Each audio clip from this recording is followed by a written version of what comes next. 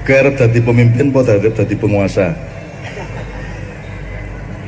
Jadi, kamu ingin jadi pemimpin apa jadi penguasa? Kan itu lain sama sekali. Nek kowe mengarep dadi pejabat, ora usah nyinaoni sing daki-daki. Sing penting kowe pinter ndusel-ndusel, ya, pinter merayu, pinter nekan-nekani sapa, terus pokoknya kowe ndusel-ndusel ngerti ya, ndusel ya. Ya. Kalau jadi pemimpin lain masalah. Ini saya nggak ngomong lurah camat ya, nek lurah camat saya Bapak-bapak sekalian mohon tahu ya, saya mau acara seperti ini kabupaten ke bawah loh. Artinya saya punya pertimbangan nasional, punya pertimbangan kemanusiaan. Terusnya, nek Pak Lurah sing ngokon aku mesti teko. Nyun sewu ya, ini yang daftar datang ke Kadipiro itu kan yang kemarin sudah saya terima itu Luhut. Besok ini tanggal 8 atau 9 saya diminta untuk menemui yang nomor 1 itu. Si orang Solo itu. Yang asal-usulnya dari Boyolali itu prosesnya. Tapi ini teman-teman mempertimbangkan dan saya masih belum bisa menerima. Saya ini urusan saya NKRI. Kalau saya harus menerima tamu apa menekok presiden, ya itu yang dibicarakan harus penyembuhan menyeluruh NKRI. Bukan saya nolong seorang presiden, bukan saya nolong sebuah golongan, gitu ya. Nek cen kowe arep tenanan dan Indonesia, ayo tak ewangi neng aku duwe teori. Iku harus ada beberapa pertemuan dengan beberapa level. Jadi sing ketemu aku karo kowe ketemu iki meng ngrundeng ben kuwi engko kedaden. Nek kuwi ora kedaden ora ana gunane engko aku nulungi presiden saiki akhirnya meng dienggo bondo tahun 2019 munggah meneh. Jadi aku akhirnya kan menjadi bagian atau menjadi anci-ancian, menjadi batu pijakan untuk dia naik lagi kan begitu. Nah saya bukan itu, saya cinta NKRI dan saya mau melakukan apa-apa kalau itu urusan NKRI seperti saya dulu menurunkan Pak Harto, itu loh. Ojo meneh kok aku diundang nang istana seperti ulama-ulama dikumpulkan nang istana ya toh. Loh, kowe nang omah kowe urung karuan tak terima kok aku diundang nang istana. Iku ya. Loh, iki orang nggon sombong orang nggon piye lho, aku iki wong tuwa. Aku iki rakyat, aku ora tau njaluk apa-apa nang negara iki. Aku ora tau dibayar negara, aku ora tau. Aku iki bayar pajak, padahal kudune kowe sing bayar pajak nang aku. Wong aku sing ngawangi kowe ora tau ngewangi aku kok. Kan begitu, aku ngewangi terus ke desa manapun saya pergi kok. Asal kabupaten ke bawah. Nah sekarang teman, saya kembali ke pertanyaan Anda. Anda mau jadi pemimpin atau mau jadi penguasa? Kalau jadi penguasa teorinya gampang, kalau jadi pemimpin jadilah manusia yang baik, jadilah rakyat yang baik, kamu akan jadi pemimpin yang baik. Kan gitu. Nek sholatmu apik, kelakuanmu apik, engko wong-wong sing njaluk kowe ngimami. Aja ndusul-ndusul aku ya imame ya. Fasih lho aku, masa ngono. Rasulullah mengatakan jangan meminta kekuasaan, karena kalau engkau meminta kekuasaan, dia kalau engkau menawarkan diri untuk menjadi pejabat, Allah tidak turut campur terhadap resikomu, kata Rasulullah. Gini, teori ini gampang ini ya. Kue milih ndi, kue misalnya kowe supir truk, umpamanya ya. Kowe nyutir saka kene nang Surabaya, inisiatifmu dhewe, truk-trukmu dhewe. Ya. Apa kowe iki dikongkon Pak Kepala Sekolah nyopir truk rono? Ning kowe ming utusan, dudu sing duwe truk, dudu sing punya otoritas. Kowe milih ndi? Kowe milih dadi buruh apa dadi bos?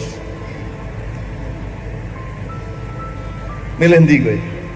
Ini saya ngomong kehidupan ya. Kowe milih ndi? Kowe urip dhewe, karepmu dhewe apa kowe dadi buruh? Kowe nganggo mikrofon. Ayo sing candas kowe. Kowe milih ndi? Milih ndi dadi buruh apa dadi direktur ngono wae? Dadi bos.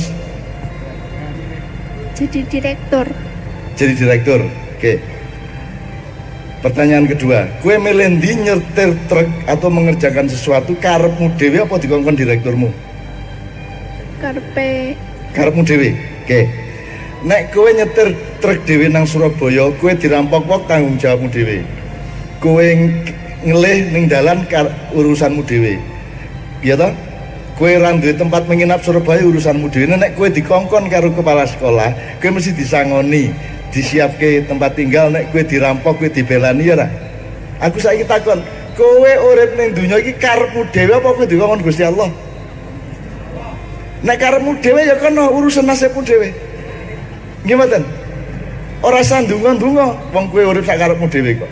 Nek pancen kowe ndonga berarti kowe iki kongkonane Gusti Allah. Kalau kita suruhannya Allah, maka Allah tanggung jawab sama hidup kita, itu maksud saya. Beliau jadi kepala sekolah, temukan bahwa itu amanat Allah, maka Allah akan menolong kalau ada masalah-masalah. Tapi kalau karena ambisi kita, Allah tidak ikut-ikut, itu maksudnya Rasulullah tadi. Gitu loh. Nah, jadi jelas ya mas jawabannya. Kalau bisa lakukan sesuatu, kan ada 4 nas. Allah merintah, siji. Allah ngidinke, loro. Allah membiarkan, luweh-luweh ya. Apa bahasa Jawanya apa membiarkan gitu? Ngejarke. Siji merintah ngongkon, nomor loro ngidinke, nomor 3 ngejarke, nomor 4 belusukke, nomor 5 ra urusan. Milih ndi? Misalnya ngene, aku iki rabi karo Novia iki ora meng pilihanku iki pilihane Gusti Allah, aku dikongkon ya wis tak lakonane. Sebab nek aku ana apa-apa engko tanggung jawabe Gusti Allah. Wong aku dikongkon no, gitu. Perintah kok itu. Betul enggak? Kuwatul mab'uts kuwatil ba'its. Kekuatan dan kelemahan orang yang disuruh terletak pada yang menyuruh. Kalau saya disuruh Allah, Allah yang ikut tanggung jawab, betul enggak? Jadi setiap yang Anda lakukan tiap hari, temukan bahwa itu perintah Allah. Minimum izin Allah. Jangan karena engkau yang berambisi melakukan itu terus Allah tidak ikut tanggung jawab. Nek nomor 3 mau apa? Membiarkan. Ya salah apa kono malingo, dibiarkan sama Allah. Ning entenono ya. Saya tak setrika kowe nganggo geni ya ta? Nomor 4 kuwi sing ning Jumatan wa mayyadillah fala mudhillalah wa mayyudhlil fala hadiyalah. Barang siapa diberi petunjuk oleh Allah, tidak ada yang bisa menyesatkan, dan barang siapa yang disesatkan oleh Allah, tidak ada yang bisa memberi petunjuk. Betul enggak mas ya? Jangan sampai kamu jadi pejabat karena disesatkan Allah. Karena ada fenomena bahwa Allah menyesatkan. Wa mayyudhil, karena Allah itu al-mudhil, yang maha menyesatkan. Rasa ragu-ragu ngomong ngono. Memang Allah maha menyesatkan, neng ono sebabnya kok disesatkan. Kowe diblasuk-diblasukke. Nek arep dipetakokke saiki kowe di pemerintah kaya ngene iki mergo diperintah Allah apa mergo kowe diblasukke Allah? Modern lagi ya. Ya, gitu ya. Itu pertanyaan kecil sampai besar, gitu ya Mas ya. Jadi Anda enggak apa-apa punya ambisi seperti itu, enggak apa, tapi nomor 1 bukan mencapai ambisi, nomor 1 adalah berlaku sebagai manusia sebaik-baiknya, berlaku sebagai rakyat sebaik-baiknya, sampai orang mendaulatmu untuk menjadi pemimpin mereka. Jadi kowe ora entuk nawake awakmu dadi imam, nek kowe didaulat dikongkon dadi imam karo makmum, kowe wajib. Kowe wis sing imam, kowe wis sing imam. Nek wis kabeh ngomong ngono, kowe wajib dadi imam, ning ora mergo kowe njaluk-njaluk dadi imam, ngono Dik ya. Wis saiki ngerti kowe posisimu ya. Sing penting aja njaluk dadi imam. Nek jan kowe apik mesti wong njaluk kowe dadi imam, aja nganti kowe sing njaluk, kudu kowe sing dijaluk. Ning nek rabi ora. Nek rabi ya kowe sing njaluk. Aja meneng ning omah ora rabi-rabi, ora ono wedok tukaran nggonmu ora. Ini Dik ya. Jelas ya masalahnya ya. Soal itu pejabat kayak atau pengusaha itu tidak urusan. Yang urusan adalah kamu disuruh Allah apa tidak. Kalau kamu disuruh Allah, minimum diizinkan Allah. Kalau tidak disuruh. Dan jangan sampai hidupmu dibiarkan oleh Allah. Jangan sampai ben wae kono, ben wae. Tak ujone kono, arep ngopo monggo. Ning ku tak enteni ning neraka. Ya nek nerakane ning kolam tai. Ora panas mambu-mambu sithik ning lara panas banget. Gitu kan. Nek nerakane kaya ngono kae. Nek nerakane adem banget gelem ora? Rumasan neraka ming panas. Nek ora percaya mlebu kulkas setengah jam. Itu juga siksaan yang luar biasa. Dingin tuh lebih menyiksa daripada panas. Nek panas sih langsung melicat langsung mati toh. Nek dingin tuh luar biasa, saya pernah mengalami soalnya. Gitu ya Dik ya. Ngerti ya? Dadi wong sing apik, dadi rakyat sing apik, sehingga orang mbok kowe sing mimpin gitu. Kayak kepala sekolah itu. Saya kan dulu yang di teori yang ada pemimpin yang posisi karakternya wajib, ada pemimpin yang sunat, ada yang mubah, ada yang makruh, ada yang haram. Nek pemimpin yang posisinya wajib tuh gini, kabeh guru, kabeh murid ngomong, wis kudu pak kae, aja ganti, kudu. Mau aku nek ganti, itu namanya wajib dia. Nah kalau sampai jadi orang seperti itu kan setinggi-tingginya derajat manusia. Nomor 2, yang saya Pak Sinten deh, Pak Aksis. Pokoknya harus Pak Aksis. Mau aku nek orang, metu aku nek orang. Ah itu namanya wajib. Ada lagi posisi di bawahnya, yo nek iso Pak Aksis lah. Mosok nek ora Pak Aksis yo ora penak lah. Yo nek iso Pak Aksis itu namanya sunat Pak. Ada posisi di bawahnya lagi harus Pak Aksis ya monggo, arep dudu ya monggo sepeurusan. Itu mubah. Di bawah lagi mbok nek iso aja Pak Aksis. Nek kepeksa wis piye meneng nek iso ya aja lah. Itu berarti makruh. Aja nganti dadi wong sing nomor 5. Emoh. Nek Pak Aksis modar moh. Ah piye? Itu namanya manusia haram. Nah kamu harus jadi manusia wajib. Kalau kamu jadi manusia wajib, orang akan memintamu jadi pemimpin. Ini ya. Tapi Cak, kenyataannya kan dalam sistemnya kan begitu Cak. Gimana Cak? Lah gue ndelok aku gelem mlebu rono kan aku sembian dadi sembarang. Aku ora gelem rono mergo aku ora kepengin. Untuk apa kamu jadi pemimpin atau jadi penguasa pada situasi yang seperti sekarang? Wong itu tidak sejati semua. Palsu-palsu kabeh. Ngopo kowe ndak pengen ning kono? Kau harus membangun kursimu sendiri, harus membangun kedaulatanmu sendiri, membangun kebaikanmu sendiri, kan begitu. Tak dongake 10 tahun lagi ketika kamu sudah mulai berumur sekarang berapa? 17. Nanti mulai kamu umur 27, 30, 35, Indonesia sudah berubah. Mereka sudah tahu bahwa demokrasi itu bukan segala-galanya. Saya tidak anti demokrasi, tapi demokrasi itu bukan segala-galanya. Demokrasi itu diperlukan pada situasi tertentu, tidak pada semua situasi. Nek wis kepeksa lagi demokrasi voting jenenge. Nek wis kepeksa, nek urung kepeksa ya demokrasi sik. Gitu loh Dek. Demokrasi itu penting tapi dia rendah sekali. Demokrasi itu rendah sekali. Buktinya di Indonesia lebih parah lagi, lebih rendah. Balhum awal. Karena di demokrasi itu tidak ada urusan orang bermutu atau tidak. Pokoknya sawang suaranya siji menurut Pak. Dia itu sangat padat, sangat material. Kalau yang jadi calonnya tidak penting kok kamu itu bermutu apa tidak. Yang penting kamu menguntungkan partai yang mengusungmu apa tidak. Kan begitu. Terus mau kamu di situ? Mau kamu di situ? Kamu harus bayar. Kamu harus punya modal besar. Gue kaya calon Bupati Ponorogo sing muda kae. Sing ora sida menang kae. Gitu ya. Insya Allah 10 tahun lagi kita sudah rubah Indonesia. Kamu daftari aja ada apa kekurangan Indonesia. Misalnya negara sama pemerintah tidak dibedakan, itu salah. Gitu ya. Orang Indonesia, pejabat Indonesia tidak tahu bahwa yang diabdi bukan atasan tapi undang-undang. Bupati itu outsourcing. Tenaga kerja outsourcing 5 tahun, termasuk gubernur, presiden itu kan outsourcing. Ini outsourcing. Tenaga kerja sementara kontraan, betul enggak? Tenaga kontraan, bimbingan. Nek pegawai negeri, pegawai tetap, seumur hidup sampai pensiun, betul enggak? Apakah pegawai permanen seumur hidup ini harus taat kepada pegawai outsourcing? Siapa yang harus ditaati? Undang-undang. Gampangane ngeten Pak Lurah nyun sewu. Upamane saiki bocah arep gawe KTP, kudu ana surat iki, surat iku ngene. Sing ditaati iki Pak Lurah apa aturane?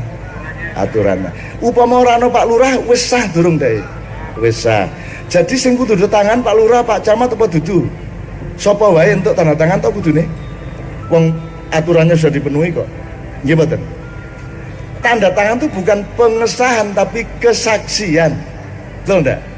Nah, itu enggak mengerti rata-rata pejabat di atas, enggak ngerti mereka bedanya. Enggak ngerti bedanya bahwa yang ditaati itu bukan atasan. Kudune bupati ra entuk ganti kepala bagian. Wong kuwi dudu atasane kok. Ora ono dalam demokrasi atasan bawahan itu ndak ada. Yang ada itu yang di atas maupun yang di tengah maupun yang di bawah taat kepada undang-undang, tidak taat kepada atasan. Ya ono taat kepada atasan itu. Ya gitu ya, Dek ya. Nah, menurut saya kamu sekarang jangan dengan ambisi ber. Menurut saya kan pelajari apa kurangi apa salahin negara iki. Sinau tenan kowe. Ben kowe engko ndandani nek kowe ndandani akhirnya wong kaya apik kaya yuk kuwi diangkat wae. Gitu deh ya. Wong umur 17 kok kowe. Sip ya. Inilah generasi milenial. Inilah orang-orang yang di surat Al-Maidah 54. Baca Al-Maidah 54. Kalau mereka murtad, maka aku akan mendatangkan kaum yang baru yang aku cintai dan mereka mencintaiku. Insya Allah adalah anak-anak muda yang ada di sini sekarang ini. Ini deh ya. Ambisimu hilangin. Yang ada adalah keinginan untuk menjadi orang baik dan menjadi orang yang dipercaya orang banyak. Ya gitu ya, Dek ya. Jadi urip iki ayo dirumuske meneh kanthi sederhana. Ayo goleki gampange sing angel-angel dan ojo ngangel-ngel sing gampang-gampang ya. Saiki uripe iki ning donya iki lak barang sederhana dingel-ngel. Gitu. Dalam segala bidang. Nah, saiki ayo golek jane Islami gampang banget. Angel ndi mencapai akhirat apa mencapai dunia? Nek bab dunia ruwet ora karuan ya toh. Kerengan. Wingi saingan dadi presiden, saiki melu presiden sing menang. Coba. Wes ruwet ora karu-karuan. Pokok iki salah, iki salah, iki salah. Nek akhirat iki sederhana toh. Sing penting kowe ora nyolong. Siji, nomor loro kowe ora ngino wong, ora merendahkan martabat orang. Iki definisine Kanjeng Nabi nggih. Nomor telu ora mateni sapa-sapa. Angger kowe uripmu kuwi ora nyolong, gitu. Nomor loro ora merendahkan orang, menghina orang. Nomor tiga tidak membunuh. Kuwi wis tekan akhirat. Nah saiki ning dunya iki kan isine kan wong nyolong, wong merendahkan di medsos iki isine iki menghina kabeh. Maido sampai di Seragen tuh ada kelompok paidologi. Saking kesel di paido wae ngene salah ngono salah tapi turute ya toh kuplukan bid'ah tapi turute. Oke, satu. Nomor dua gini, beliau tadi kan mengatakan ya apa awake dhewe menyatu di dalam satu aspirasi dan prinsip serta perilaku yang kompatibel satu sama lain atau sing apa sing saling manfaat satu sama lain. Wong ora mung loro to saling bermanfaat dan saling mengamankan satu sama lain. Kuwi piye carane apa namanya? Itu kita bangun terus-menerus di setiap tempat.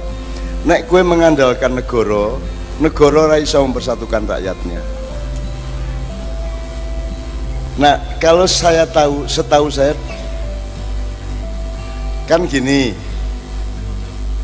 ada istilah ini, ada ibadah mahdhoh, ada ibadah ghairu mahdhoh atau ibadah muamalah. Kan itu pembagian nih.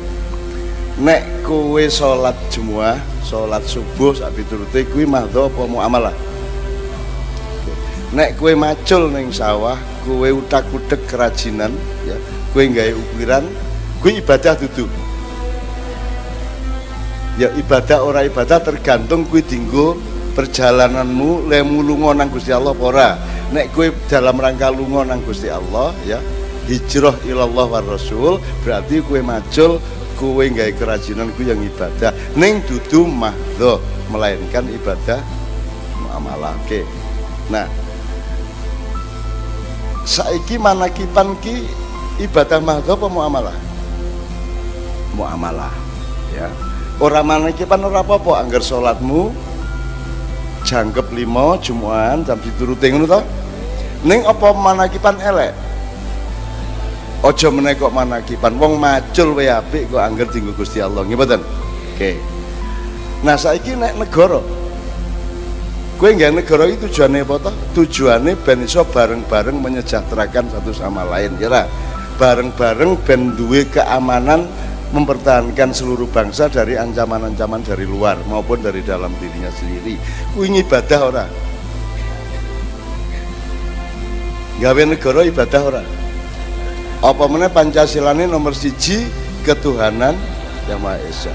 Jadi sejak awal negara kita itu sudah diniati untuk ibadah dalam bentuk negara. Nek gede jenenge negara, nek cilik jenenge keluarga. Kowe berkeluarga rabi ibadah ora? Ibadah, cuman itu namanya muamalah. Ya jadi berkeluarga, tahlilan, macul, gawe negara, gawe konstitusi, pilkades, pilpres sebenarnya berada pada tempat yang bisa kita niati sebagai ibadah muamalah kepada Allah Subhanahu wa taala. Nah, ibadah mahdo itu sing gawe Gusti Allah, kowe gari iya apa ora? Nek muamalah kowe dhewe sing gawe. Aja meneh kok jamiah manakib. Wong sing nglumpuk mergo padha-padha seneng mancing wis iso gawe apik kok. Nggih mboten? Klub Vespa iso gawe apik, klub CB iso gawe apik. Ning ora ana penggemar gable terus ngelumpuk manakipan ngono ya, sak piturute ya. Tapi dadi pokoknya kita tahu ya bahwa itu semua baik. Dadi saiki nek NKRI ini adalah alat ibadah ya. Saiki nek Allah mengatakan inni ja'ilun fil ardi khalifah. Aku menciptakan Adam dan anak turunnya untuk jadi wakilku, menjadi sekcamku lah kira-kira gitu ya, menjadi perwakilanku. Khalifah itu kan ini Pak, kalau depan amam, kalau kanan apa Pak Yai? Yamin, shimal, belakang khalf. Wonge khalifah. Jadi khalifah adalah wong sing melaku mburine Allah. Burine Allah ki ana Kanjeng Nabi, kowe mlaku burine Kanjeng Nabi, ngetut dalane Allah karena Kanjeng Nabi. Nggih mboten? Jadi nek kiai anu ngomong nggih to nggih napa nggih gitu ya. Ngono ya. Itu karena maksudnya iki ya kuwi dalan. Saiki aku takon, iso ora kowe bali ora nang akhirat? Kowe arep nang ndi? Misale ora nang akhirat kowe arep nang ndi kowe? Kowe rumangsamu nek wis mati njur leren ngono. Njur wis ora ana masalah apa-apa ngono. Lah terus gunane mungkar nakir apa? Rokib adet terus piye? Tempilinge kowe engko. Durung mari lek. Jadi bisa enggak kita, ada enggak kemungkinan lain kecuali kembali ke Allah? Ada enggak kemungkinan lain? Nah, jadi gelem ora gelem kudu lakoni, gelem ora gelem kowe kudu tekan kono radiyatan. Mulane ayatnya apa? Ya ayatuhan nafsul mutmainnah irji'i ila rabbiki radiyatan mardiyah. Coba ayo dioncake sithik. Sing diceluk Gusti Allah sing ya ayatuhan nafsul mutmainnah, sing diceluk ki sing jiwanya sudah mutmainnah, sudah tenang, ora mbededeg bab dunya. Ora nyonggo-nyonggo. Nek dunya iki apa to? Harta benda, kekayaan, kekuasaan, popularitas apa meneh? Pemilikan. Kuwi dunya. Dadi kowe wis tenang. Kowe melarat rapopo, sugih rapopo, wong kabeh wae Gusti Allah, ngono ya. Kowe dadi bupati monggo, ora dadi apa-apa ora masalah, sing penting kowe tetep menuju Allah. Kan itu namanya mutmainnah, ora kegandolan sing ora-ora. Bahkan dijahati wong ora apa-apa. Angger aja aku sing jahati wong lan apik endi to? Zalim apa mazlum? Zalim itu menjahati, mazlum dijahati, kowe milih endi? Sayyidina Ali bin Abi Thalib menasihati kun mazluman walatakun zaliman. Kowe nek kepeksa milih di antara dua iki apa wong sing zalim apa sing didolimi, milih didolimi. Tadi aku saiki tak terjemahke. Kowe milih ngaplok apa dikaplok? Dikaplok air ini. Gitu ya, jelas ya. Oke. Jadi teman-teman sekalian, kita tidak punya kemungkinan lain kecuali kembali kepada Allah. Tadi kan ya Tuhan nafsul main. Tadi nek kowe durung tenang, njur kowe engko dijupuk nyawamu karo malaikat Israel, kowe sing duwe ganjelan ning kuburan, suwe engko prosese. Mulane mulai saiki rasa ngenteni, sing ngerti arep mati tanggal piro sapa? Ana sing ngerti ora? Dadi kapan kowe kudu siap mati? Sekarang juga kita harus siap mati, betul enggak? Sebab kowe ngerti ora sak jam meneh mati ora? Larang ngerti. gek engko sak jam meneh mati. Dadi kowe saiki kudu siap. Nah, itu rahasia Allah, itu gaib namanya. Oke. Jadi saiki kowe aja kegandolan apa-apa. Mulane seneng manakipan. Ben kowe iki kisen Allah. Jiwamu, dirimu, hatimu dan fuad maupun afidahmu. Ada hati kecil, hati besar, hati yang bermacam-macam, jiwa yang bermacam-macam di dalam dirimu, itu mutmainnah. Irji'i ila rabbiki. Bayangkan, bukan rabbika. Karena jiwa itu feminin, hati itu feminin. Allah tidak menciptakan laki-laki dan perempuan, tapi Allah menciptakan potensi laki-laki dan potensi perempuan. Nek potensi kelakianmu kuat kowe dadi wong lanang, nek potensi keperempuanan kuat dadi wong wedok, nek potensine rada kacau dadi banci. Nah, banci ora ana rumuse di dalam Al-Qur'an maupun hadis, rasa kok urus berarti dia urusan Allah. Kowe ora mudeng banci kuwi, mulane wingi ana Mirel ning Malang kuwi tak unggahke kuwi, ya. Aku orang ngurusi Miral, aku ngurusi dia manfaat apa ora, dan ternyata dia sangat bermanfaat untuk soal lingkungan hidup di daerah Sumber Berantas sana. Ya, terus kata berikutnya harus Anda pahami. Rodiyah artinya apa? Kowe ridho, mardiyah kowe diridhoi. Jadi dhisik endi diridhoi apa meridhoi? Kowe lak selalu njaluk ya Allah saya mohon ridhomu. Lho kowe dhewe urung ridho kok. Mulanya sibuklah dengan ridho kepada ketentuan Allah, otomatis akan mendapatkan ridho dari dimana kue nuntut ridho Allah terus neng kue dewe ora tau lilo, gitu. Kue wis kadung rabi karo kue wis lilo, ngono ya. Anakmu ora iso ngrencanake dhewe to? Iso ora kowe gawe anak kok rencanake irunge dawane semene, ya to? Sok-sok tinggi badan ora iso to kowe. Kue kudu ridho ora. Begitu anakmu lahir kue ridho. Ngono ya.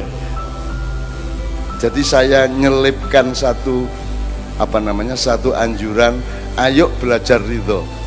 Maka otomatis mendapat ridho. Nek kue nuntut terus, ya Allah ridhoilah aku, wong kue dhewe kokean ora ridho. Kahanan kaya ning Indonesia iki angel ora untuk ridho kowe. Oke ndi ridhomu karo ora ridho? Oke ora ridho. Wes aku ora perlu ngerasani Jakarta dan nasional. Aku ki ngertine nang desa-desa sebab teori baru ilmu sosial di dunia ini, negara tidak bisa menyelamatkan diri kecuali rakyatnya di distrik masing-masing itu baik. Kalau rakyatnya apik negarane selamat. Nek presidennya elek urung karuan hancur, ya. Ning angger rakyate apik di daerah-daerah Indonesia akan selamat. Mulane aku keliling, aku ora duwe pamrih apa-apa kejaba ketemu karo kowe ben kowe karo aku sinau dadi wong apik. Lha ngono to? Ah saiki teko kaya ngene iki aku njaluk eleke apa iki, Pak? Iki do nglumpukne iki sing elek apa nih?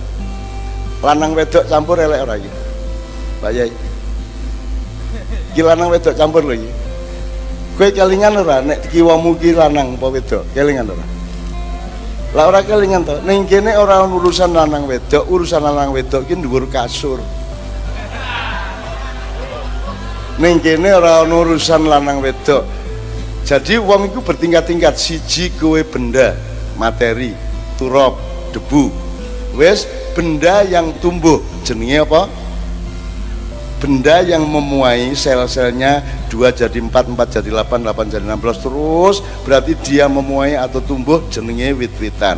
Itu makhluk ketiga. Makhluk pertama Nur Muhammad, kedua materi, ketiga wit-witan. Terus ono makhluk sing iso cukul tur iso bergerak, iso mlaku, jenenge kewan. Jadi kewan kuwi ono sadurunge menungso. Nah menungso itu adalah pemuaian atau evolusi dari makhluk-makhluk Allah, benda atau materi atau turab yang tumbuh, yang bergerak dan punya akal strip nafsu. Gue nek duwe akal tok ya ora gairah. Nek duwe nafsu tok ya mudar. Ya ora? Maka ada pernikahan antara akal dengan nafsu. Akale kudu bekerja untuk mengontrol nafsu, nafsunya kudu gelem nyang-nyangan karo akal. Kowe nek karepmu rabi piro aku takon Mas. Karepmu rabi piro? Lho kuwi lak keputusanmu, karepe sing asli. Upama kowe dikai wong wedok telu ayu kabeh gelem ora? Asline lak gelem-gelem wae to ya. 5 10 ambok 100 ya toh. Ning akalmu bekerja sing apik ki kabeh ki kudu ana ukurane, kudu ngerti batese. Makanya ilmune nomor 1 iso ngegas kudu iso ngerem kudu iso ngegas. Makanya urip ki ora mung pelampiasan tapi pengendalian. Kowe jane misalnya ngene, ana kowe disuguhi ana garang asem, ana rawon, ana sate kambing, ana 3 macam lagi. Kowe lak seneng kabeh to. Ning apa arep kok pangan kabeh? Kowe kudu milih siji, ya ra. Setelah milih siji itu pun kowe kudu nentokke sepiro. Jadi penting mana, ilmu kebebasan atau ilmu pembatasan? Sinau sekolah, majelis taklim, manakiban seterusnya itu untuk mempelajari kebebasanmu, pelampiasanmu, ngegasmu, apa ben kowe pinter ngerem? Pinter ngerem toh. Gusti Allah dhewe ngerem. Bayangke nek kowe ora direm, terus tambah gede modar kowe. Terus lemu tuku celana ning ndi? Ya ora, numpak becak ora cukup. Ya toh? Syukur Allah ngerem wis semono wae le. Apa meneh sing ora direm siji kuwi tok. Jur piye kuwi?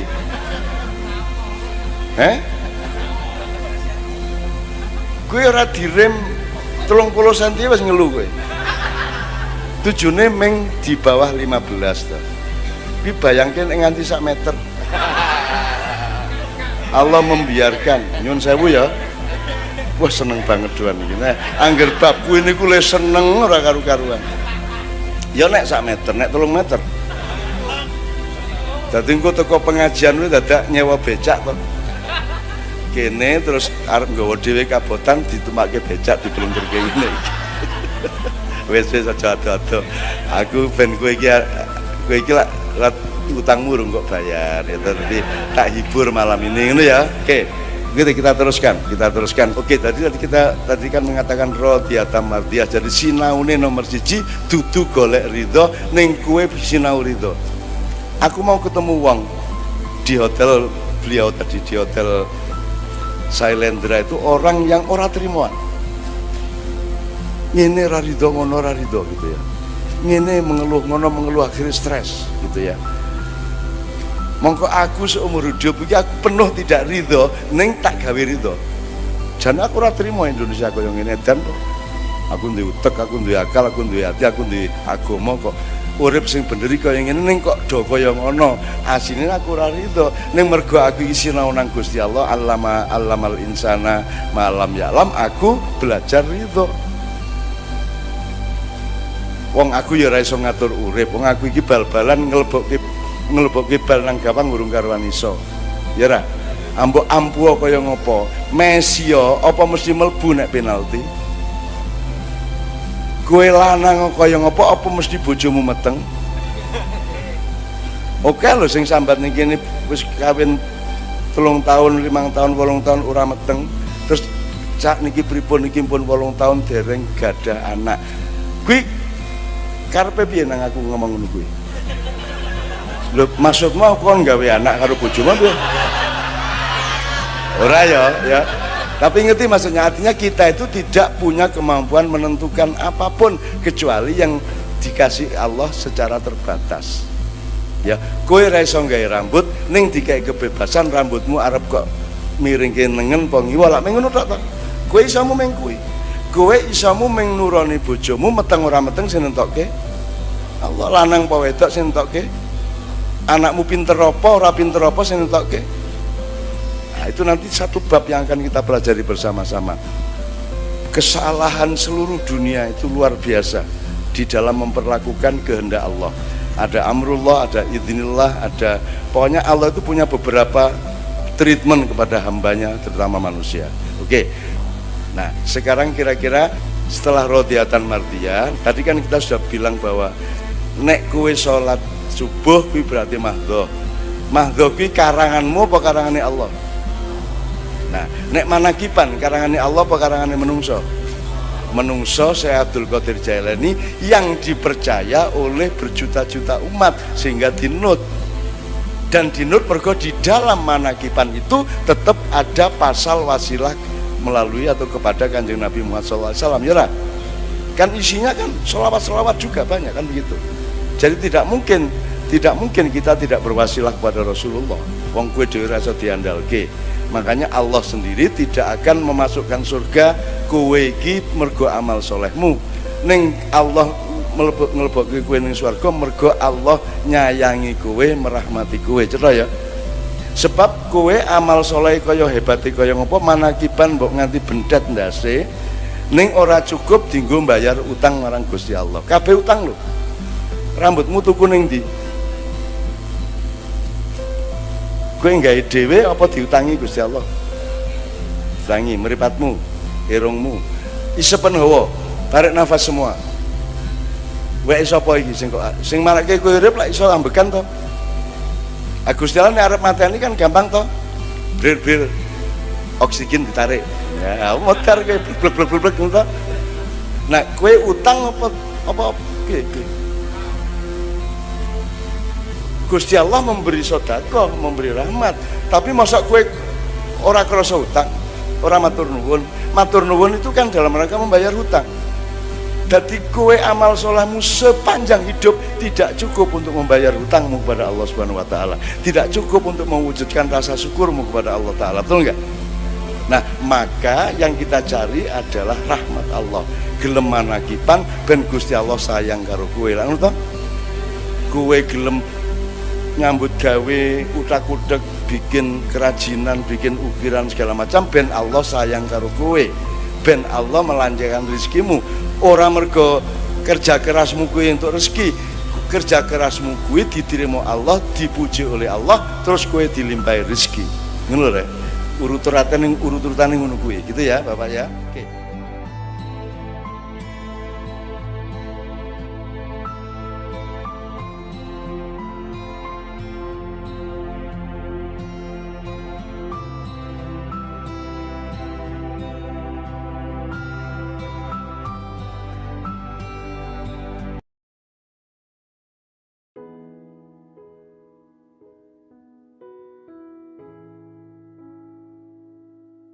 Bagi seorang nabi, alam dunia ini senantiasa bertasbih dengan memuji asmanya. Sementara kita menganggapnya dungu tak berarah.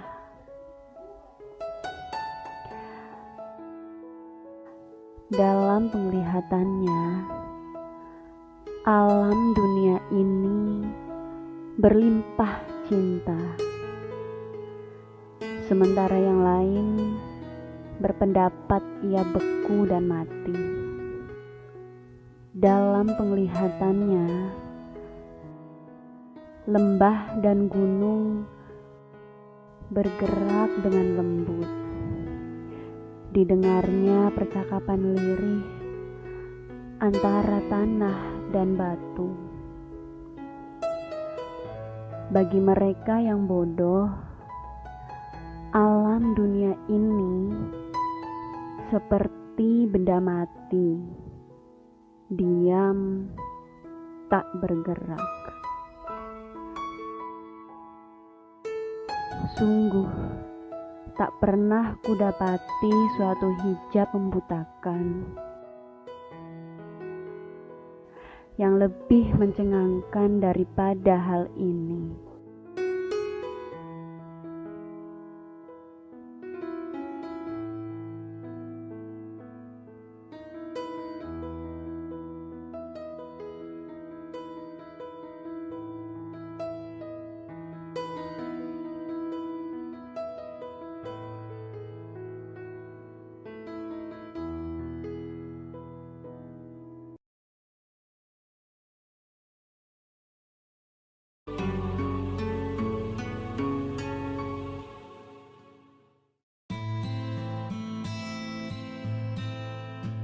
sampai 50 tahun yang lalu dunia barat tidak tahu bahwa Islam itu bukan ajaran Muhammad. Dulu Islam disebut Muhammadanism karena mereka pikir ajaran itu adalah ciptaan manusia. Maka disebut Buddhism, Hinduism, Christian karena dianggap dari Kristus kan gitu. Terus Islam disebut Muhammadanism. Mereka sekarang baru tahu dan baru menyebut ilmuwan-ilmuwan barat baru menyebut Islam. Dan mereka baru mau paham bahwa Islam itu bukan ajaran Muhammad. Islam itu ajaran Allah dititipkan, diamanatkan kepada Muhammad SAW, kan begitu Mas. Nah bukan Muhammadanism, bukan Soekarnoisme, bukan Marxisme.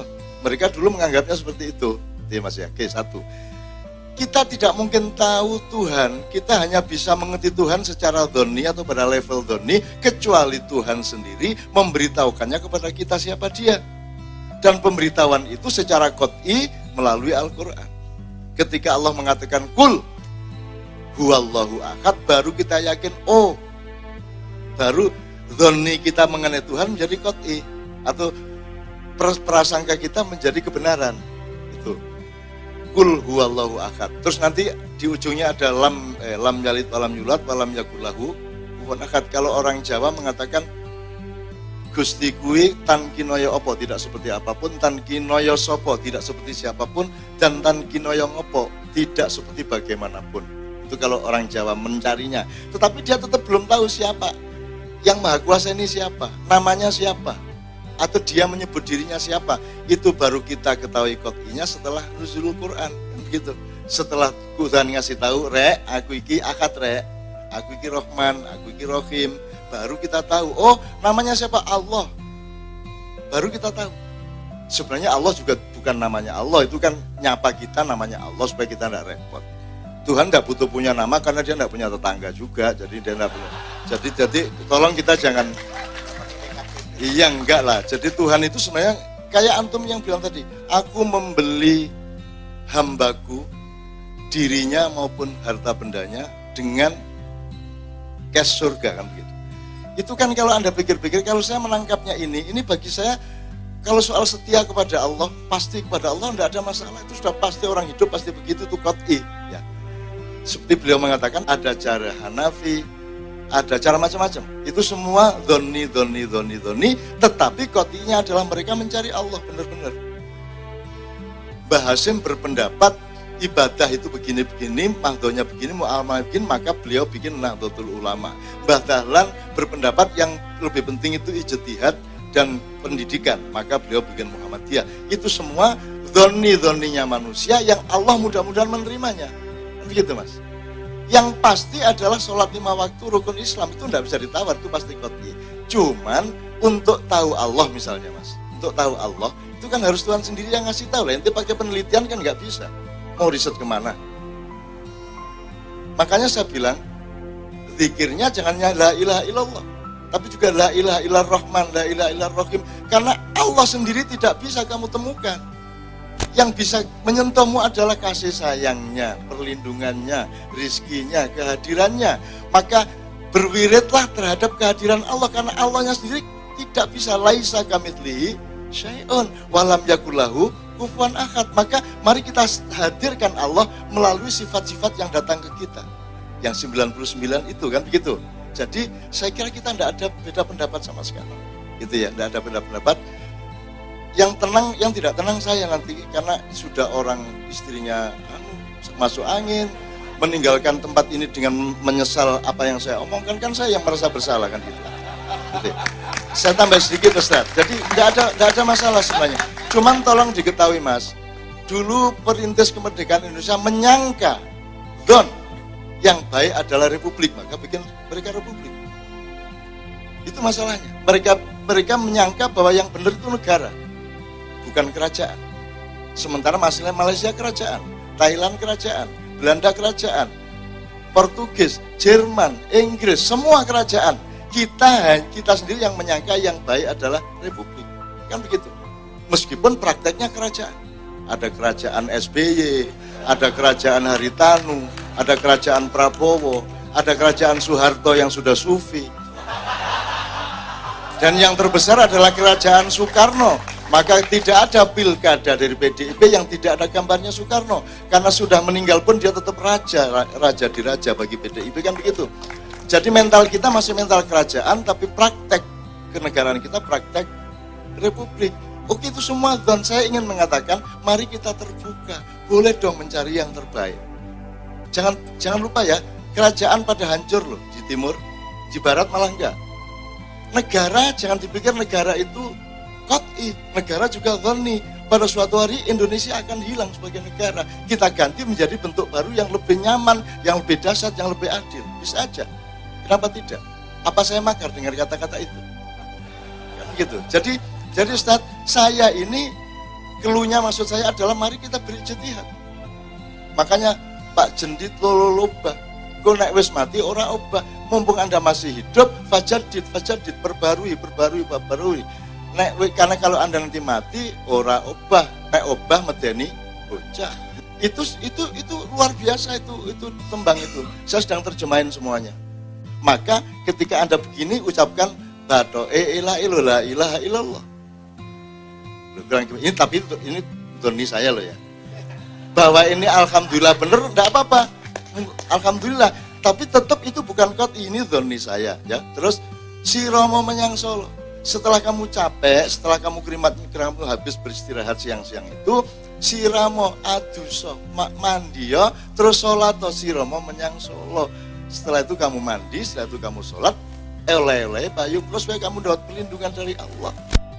Itu semuanya itu dhoni yang menuju qat'inya Allah. Jadi saya ini appreciate terhadap semuanya. Jadi saya tidak pernah anti siapa-siapa, anti mutlak saya. Itu. Jadi Sunni itu ya dhoni, Ahlus Sunnah wal Jamaah itu ya dhoni, semua ilmu kedokteran itu ya dhoni. Nabi Musa menyangka daun itu bisa menyembuhkan sakit perutnya, karena Allah mengatakan sebelumnya ambil tuh daun, makan nanti sembuh. Terus begitu dia sakit lagi, dia ambil daun, dia makan tidak sembuh. Terus Allah bilang, loh Musa, yang menyembuhkan kamu bukan daun, yang menyembuhkan kamu aku. Terserah aku mau pakai daun, pakai batu atau enggak pakai apa-apa, kan begitu. Nah, dunia ini menyangka daun menyembuhkan. Dunia menyangka negara pasti bagus. Belum tentu, wong negara juga belum tentu bagus kok. Wong dulu ada nation state, sekarang ganti apa lagi. Semua don. Saya tidak menolak don. Cuman harap ingat, ini semua la'al lagum loh masih. Kita cari terus sampai kita betul-betul bertemu dengan ilaihi roji'un itu. Itu kira-kira maksudnya ya. Nah, ada banyak sekali. Kalau antum masih punya waktu sebenarnya gini. Ini Ustaz. Ini sekarang gini Mas ya. Gini Ustaz. Ini beliau tidak berjenggot ya. Nah, sekarang ini kan orang berjenggot itu merasa mendapat pahala dari Allah karena jenggot adalah sunnah Rasul. Gitu kan? Bahkan sekarang ngelus-elus kepala kuda itu mendapat pahala karena Rasulullah sering ngelus-elus kepala kuda. Kalau kambing enggak. Kalau Anda takjil pakai apa? Kurma, Anda mendapat pahala. Orang yakin itu. Kalau pakai juwet atau geduk, enggak. Karena Rasulullah enggak pernah makan geduk atau juwet. Kita tidak pernah punya pikiran sejarah dan dialektika geografis. Andaikan Rasulullah dulu di sini kan pasti takjilnya ya macam-macam, kadang kolak, kadang mangga kan gitu.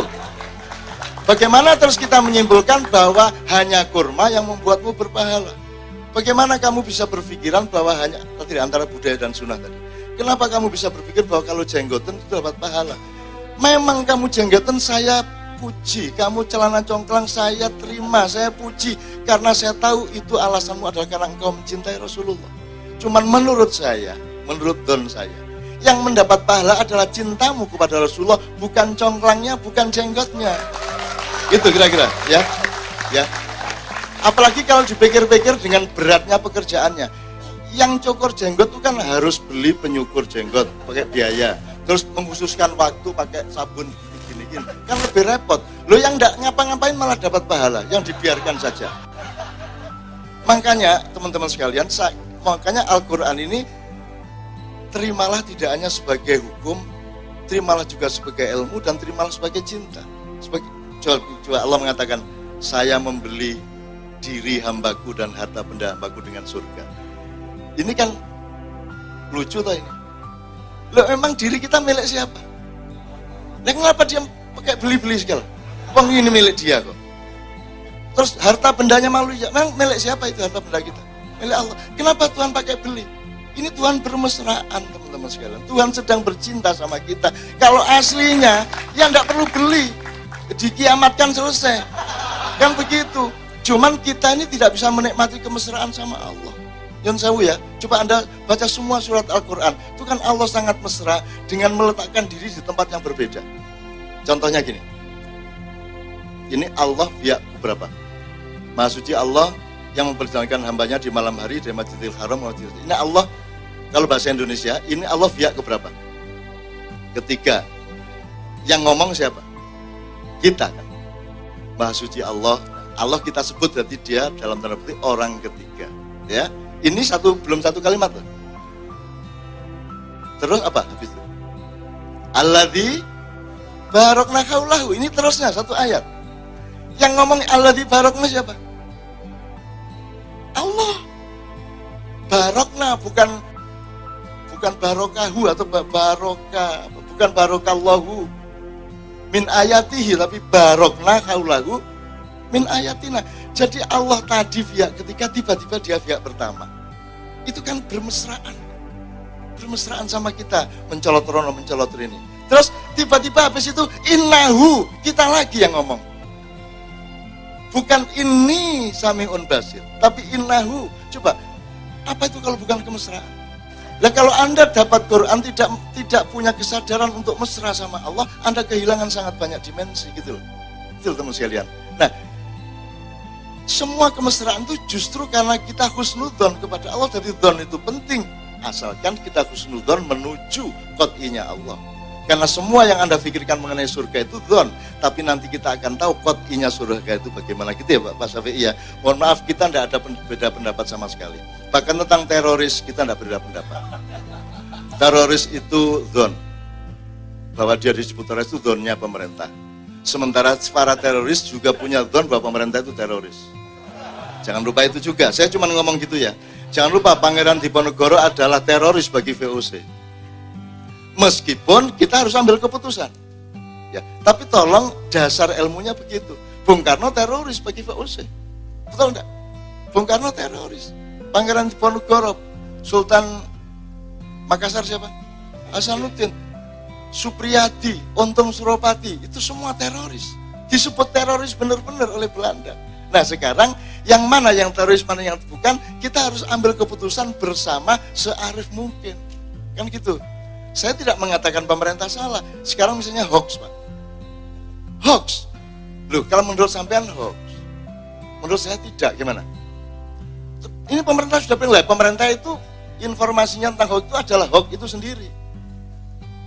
Intoleran, dia sendiri nuding intoleran dengan cara yang sangat tidak toleran. Sama aja. Saya ingin mengatakan bahwa ilmu dasarnya seperti itu, tetapi sebagai bangsa, sebagai negara, sebagai pemerintah, sebagai rakyat, kita harus ambil keputusan yang paling bijaksana. Sebab kalau kita mengandalkan benar, bagi teroris yang benar adalah yang dia lakukan, bagi pemerintah yang benar adalah yang dia lakukan, betul enggak? Maka dalam teori saya tanya, Anda sholat itu hasilnya benar apa baik apa khusyuk? Apa? 3 nih Mas. Benar apa baik apa khusyuk? Sholat yang tertinggi itu, wah sholatnya benar, atau sholatnya baik, atau sholatnya khusyuk? Khusyuk. Saya tanya gini, khusyuk itu kebenaran apa kebaikan apa keindahan? Keindahan. Dan keindahan yang paling tinggi yang Anda diwakili satu kata apa? Cinta. Dan transaksinya Allah sama hambanya apa? Cinta. In kuntum tuhibbunallaha fattabi'uni. Kalau kamu memang cinta kepada Allah, ikutlah aku, katanya, kata Rasulullah. Betul enggak? Jadi urusan kita sama Allah cinta. Kebenaran itu bahan dasarnya, belum outputnya. Setiap kebenaranmu harus kau jadikan kebaikan supaya menghasilkan keindahan. Benar enggak? Nah, makanya kita perlu belajar bersama. Pemerintah belajar, DPR belajar, ulama belajar, rakyat belajar. Maka kita bilang sinau bareng, ngaji bareng. Bukan menceramai terus, kan begitu. Nah, itu ya teman sekalian, ya jelas ya. Muhammad Salah itu pemain yang baik apa pemain yang benar? Ayo.